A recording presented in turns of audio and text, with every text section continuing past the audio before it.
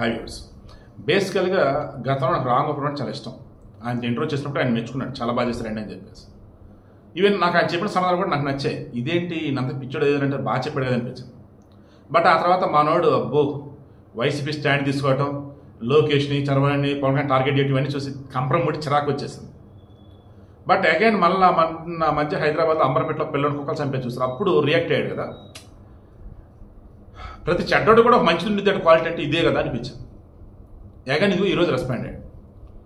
Supreme court చెప్పింది ఢిల్లీ చుట్టుపక్కల కుక్కలకి సంబంధించి చంపమని చెప్పాలి.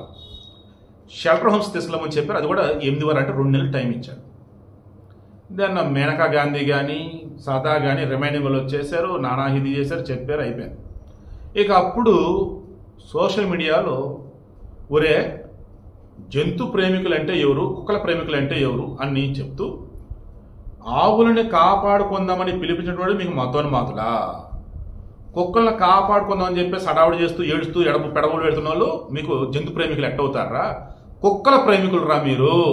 జంతు ప్రేమికులు అంటే అన్ని జంతువులకు సంబంధించి చూడాలా. ఊళ్ళల్లో ఉన్నటువంటి మేకను కోస్తున్నారే, బలిస్తున్నారే, ఓ బలిస్తున్నారా, ఇంటికి నా కూడా మాంసం పంపు అని చెప్పేలేదు. వాడు జంతు ప్రేమికుడు అవుతాడా? మేకవాడు జంతువే కదా, దాని మాంసం తినేవాడు జంతు ప్రేమికుడు అవుతాడా? కాడు. ఆవులకు సంబంధించి ఎవడే చిత్రహింసలు పెడుతుంటే చూస్తుంటే వెళ్ళిపోతాడు, వాడే జంతు ప్రేమికుడు అవుతాడు? కాదు. జంతు ప్రేమికుడు అంటే సకల ప్రాణుల్ని ఈక్వల్గా చూస్తూ ఫైనల్లీ కేవలం వెజ్నే తీసుకుంటూ వాడు కళ్ళెదురుగా చిన్నపాటి ఏ ప్రాణిని వధించడం చూడలేనటువంటి వాడు, తప్పుగా ఖండించడం వాడు జంతు ప్రేమికుడు. అటువంటి వాళ్ళు ఈరోజు ఉన్నారంటే ఎక్కడో అరుదుగా ఉన్నారు. జంతు ప్రేమికులు మేమంటే హడావుడి చేస్తూ సుప్రీంకోర్టు కుక్కలకు సంబంధించిన తీర్పుని మేము ఖండిస్తున్నామంటూ ధర నిరసన చేసి మళ్ళీ అడిగే అంటారు కోడి బిర్యానీ, మటన్ బిర్యానీ, బీఫ్ బిర్యానీ తినే బ్యాచ్ జంతు ప్రేమికులా? ఈరోజు ఇదే అంటున్నారు.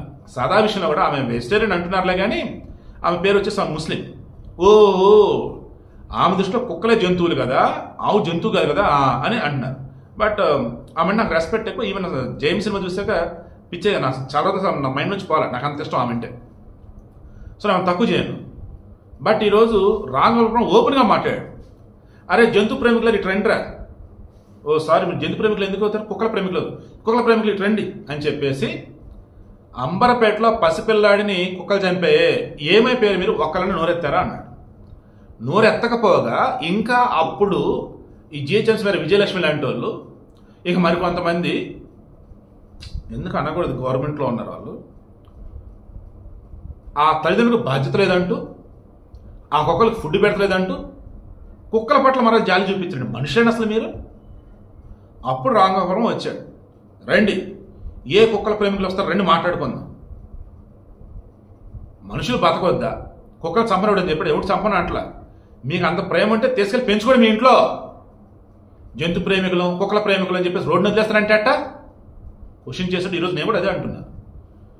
ఈ కుక్కల ప్రేమికులు ఎవరైతే ఉన్నారో రండి, గ్రూపులుగా ఫామ్ అవ్వండి, ఒక్కొక్కరు 10 కుక్కలు తీసుకెళ్దాం, ఒక్కొక్కరు 50 కుక్కలు పెంచుకుందాం, రండి అడగండి, లిస్ట్ ఇవ్వండి, మీ దగ్గర ఎక్కడ షెల్టర్ ఉందో చూపించండి, మీకే ఇస్తారు, మీరే పెంచుకోండి. మీరేమో కారుల్లో తిరుగుతారు. సరే 10 మంది నార్మల్గా తిరిగే వాళ్ళు కుక్కలను ప్రేమిస్తారు, వాళ్ళు కాదనట్లా. బట్ కారుల్లో తిరుగుతూ మీకేమో మీ పెంపుడు కుక్కలు ఏవైతున్నాయో అవి బంగారం, వీధి కుక్కలు చిచ్చిచెయ్యి ఇలా వీధి కుక్కలు అనుకుంటారు వాళ్ళు. ఈ పెంపుడు కుక్కలలో కూడా వీళ్ళ కుక్కే గొప్పది, మిగతా వాళ్ళ కుక్కల వాళ్ళు గొప్పగా తెలిగి అనకూడదు. కానీ వీళ్ళ యొక్క బతుకులా రాంగవర్మ అంటున్నాడు, నేను అంటున్నా, చాలా మంది ఇదే అంటున్నారు. మీరు నిజమైన జంతు ప్రేమికులు అయితే, మీరు నిజమైన కుక్కల ప్రేమికులు అయితే, కుక్కల ప్రేమికులు మిగతా అన్ని కుక్కలు కూడా ప్రేమించాలి. మీరు ప్రేమించరు. నిజమైన జంతు ప్రేమికులు అన్ని జంతువులు ప్రేమించాలి, అలా ప్రేమించరు. మీ వల్లే ఈ సమాజానికి అతి పెద్ద ప్రాణహాని. ఓపెన్గా మాట్లాడుతున్నా. అదేమంటే మనుషులు అత్యంత క్రూర మృగాలు, మనుషులకు క్రూరమైన లేరు అని చెప్పేసి మళ్ళీ మనుషులు కామెంట్లు పెడతారు. ఓహో నీ అమ్మ జీవితం ఇదే విషయం. మనుషుల కన్నా క్రూరమైన వాళ్ళు ఈ సమాజంలో లేరని ఎవరైతే కామెంట్లు పెడుతున్నారో వారి గురించి రా బాబు ఆ కామెంట్లు పెడుతుంది వాళ్ళు. ఇప్పుడు అర్థమైందిరా నాయన, మీ గురించి చెప్తున్నారా? అరే మిస్ అయిపోయానే, అనవసరం వాటిని బ్లాక్ చేసి అవతల పడేశారు. లేదంటే మీ గొప్పతనం ఉంచేవాడిని అక్కడ. పోలీసులు వచ్చేసి మేము పట్టుకెళ్ళేవారు, ట్రీట్మెంట్ ఇప్పించేవాళ్ళు. నా బాధ మీకు అర్థమైందా? పిల్లలకు చస్తున్నారండి, 11 సెకండ్లకు కుక్క ఆటండి, ర్యాబిస్ వేత్తో మరణిస్తున్నారండి.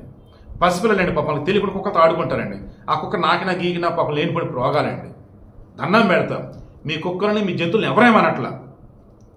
వాటిని జాగ్రత్తగా షెల్టర్ హోమ్స్లో పెట్టి మీరే సాకండి. వాటిని మీ ఇంట్లో తీసుకుని మీరే సాకండి. రోడ్డు మీదకి వదిలేయకండి. ఇది నేను కోరుకునేది, రామ్ గోపాల్ కోరుకునేది.